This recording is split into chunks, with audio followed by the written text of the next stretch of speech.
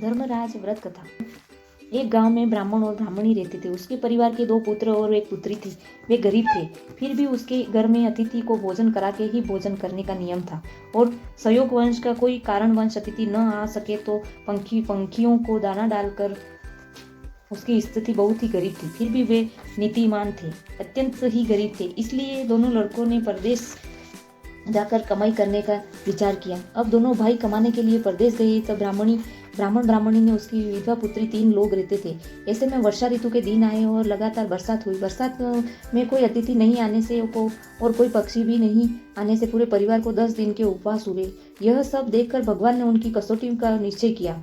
भगवान ने हंस और हंसिनी का रूप लिया और उसके आंगन में आकर बैठे। ब्राह्मण दंपति खुशी का ठिकाना न रहा और वह बहुत सारा अनाज उछालने लगे, किंतु ये हंस और हंसिनी कहाँ थे? ये तो खुद प्रभु थे। उसने अन्न का एक कण भी नहीं खाया। यह देखकर ब्राह्मण दंपति को बहुत ही दुख हुआ कहा कि हमारे कौन से पाप के कारण आप हमारा अन्न नहीं खाते? हंस बोला, हे ब्राह्मण दंपति, आपने कोई पाप नहीं किए, परंतु हम राजहंस होने से सच्चे मोती का चारा ही चरते हैं, इसके सिवा दूसरा कुछ भी नहीं खाते। यह सुनकर ब्राह्मण बहुत ही निराश हुआ और पति को निराश देखकर ब्राह्मणी बोली, मैं गांव के झवेरी के पास जाकर सच्चे मोती ले आती हूँ। तुम जरा सी चिंता। झवेरी के पास जाकर कहा, भाई मेरा एक काम करके मुझे 1.25 सेर मोती दो।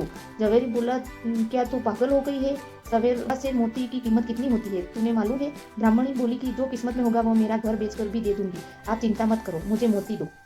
झवेरी ब्राह्मणी को पहचानता था कि ये बहन हमेशा सत्य बोलती है, इसलिए झवेरी ने उसकी 1.25 सेर सच्चे मोती तोल दिए। ब्राह्मणी मोती लेकर आई और अपने आंगन में डाले। पानी की कुड़ी हंस मोती खाकर पानी पीकर उड़ गया। ब्राह्मणी और ब्राह्मण की खुशी का ठिकाना नहीं रहा। उसके बाद जाने के बाद सब लोग भोजन करने बैठे।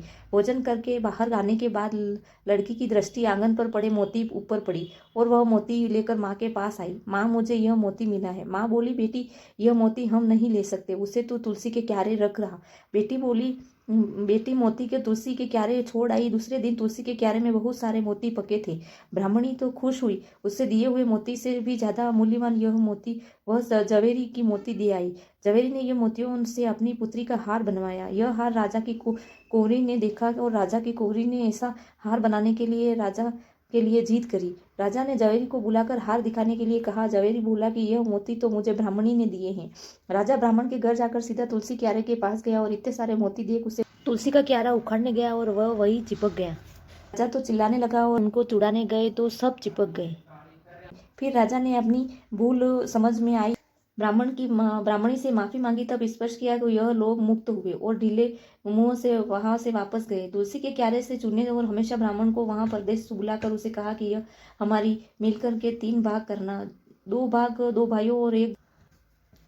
थोड़े दिन बाद ब्राह्मण और ब्राह्मणी का अवसान हो गया। एक दिन बड़ी भाभी ने कहा कि बहन तो को तीसरा भाग भी दे और रोटी भी खिलाए, उनको अलग रहने भेज दो। बहन को भाभी ने इस शब्द को अत्यंत दुख हुआ और वह अलग रहने लगी। वह हमेशा प्रभु भजन करती और अतिथि को भोजन कराती। एक दिन बहन को बुखार चढ़ी और बहन के भाई खबर लेने आए और बहन पर चुकी थी। दोनों भाई खूब रोए। बहन धर्मिष्ठ होने के उसे देवदूत ले गए। रास्ते में भवता रानी नदी आई। बहन द्वारा गाय का दान किया था, इसलिए गाय ने आकर नदी पार कराई। बीच में कांटों का बन गया। बहन ने चप्पल का दान करने की वजह से उसे चप्पल मिले और पार कर गई। इस प्रकार बहन को जो दुख आए वह पुण्य प्रताप से दूर हुए। धर्मराज के दरबार में आए। धर्मराज की बही खाता देखा। कहा कि बेटी, तुमने सारे पुण्य किए हैं किंतु मेरा व्रत नहीं किया, इसलिए आप मृत्युलोक में वापस जाओ। बहू बोली, तुम्हारा व्रत किस प्रकार करें, इसी विधि मुझे बताओ। मेरा व्रत 6 मास का है, कोई भी दिन ले सकते हैं। मेरे नाम का दिया करके जवार के दाने रख मेरी कथा सुने। कोई सुनने वाला न मिले तो उपवास करे। 6 मास पूरा करने के बाद व्रत का उद्यापन करे। बाज के टोकरी में 1.25 सेर जवार, लाल कपड़े का टुकड़ा, 1 जोड़ कपड़ा, छाता, फानूस जोड़ा, 1.25 सेर सच्चे मोती, 1.25 सेर वजन की नाव, सीढ़ी और 2 सोने चांदी की मूर्तियां सब गरीब ब्राह्मण को दे। 1.25 सेर की चुनरी बनाकर 4 बराबर के हिस्से करे। 1 हिस्सा खेलने बच्चे को, दूसरा हिस्सा गाय के गोवार को, तीसरा हिस्सा पंडित को दे, चौथा हिस्सा व्रत करने वाला खाए। बहन ने तुरंत यह व्रत करने का संकल्प किया। इस तरफ स्मशान में चिंता में आग देने की तैयारी हो रही थी, तभी लक्ष्मी देवी बुढ़िया के रूप में आए और बोले, मुझे पुत्री का मुख देखना है। ऐसा कह जहाँ नजर करी तब वो बहन सजीवन हुई। सब फटी आग तक रहे तक रहे। बाद में भाइयों में बहन में को घर आने के लिए कहा, पर उसने ना कहा। वह तो बुढ़िया को लेकर अपने अपने घर गई। समय बीतता गया, उत्तरायण आ गई। बहन ने धर्मराजा का व्रत किया। 6 माह के बाद उद्यापन किया। उस बुढ़िया बोली, बेटी अब तो मुझे धर्मराजा के दूत लेने आएंगे, तू तो स्वर्ग जाएगी। थोड़े दिन बाद धर्मराजा दूत उसे लेने आए। बहन ने उसे उस वृद्धा को विमान में बिठाकर फिर वह बेटी। स्वर्ग में आते ही कुमकुम के कदम पड़े, जगमगाते दीप ज्वलित हुए, मोतियों को स्वास्तिक हुए। इस प्रकार बहन को धर्मराजा व्रत का फल और स्वर्ग में स्थान मिला। हे धर्मराजा, जो श्रद्धा से भक्ति से आपका व्रत करे, उस पर सभी की दृष्टि रखकर उसे स्वर्ग में स्थान दे, ऐसी प्रार्थना है। जय धर्मराजा।